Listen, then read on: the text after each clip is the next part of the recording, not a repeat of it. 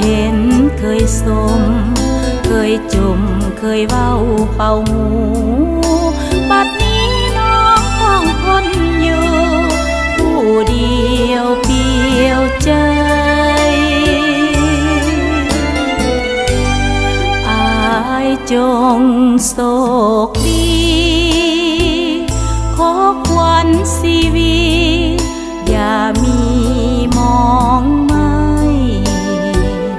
จงตั้งใจทนฝึกฝนมีผลบั้นปลายน้องจะถนอมกายใจให้อายผู้เดียวอะไรอาวรณ์ยามนอนทำเพ้อหลับตาละเมออายคนเดียวทนอยู่ทนมองทนของยอดสายแสนเปียวอินพรหมโปรดได้แลเลี้ยวอย่าเลี้ยวอายให้เป็นอื่น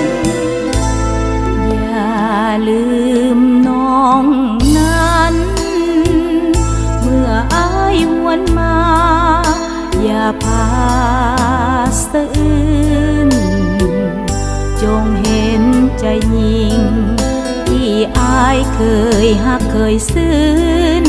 อายอย่าลองอ้อมยิ่งอื่นลืมสิ้นลืมน้อ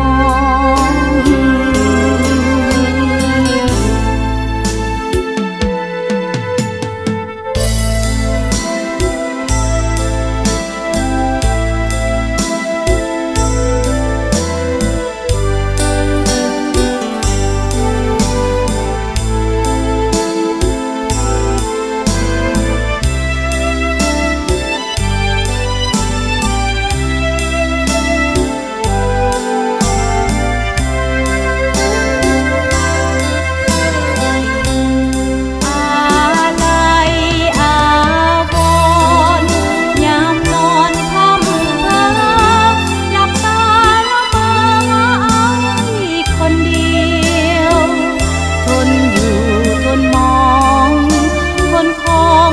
สายแส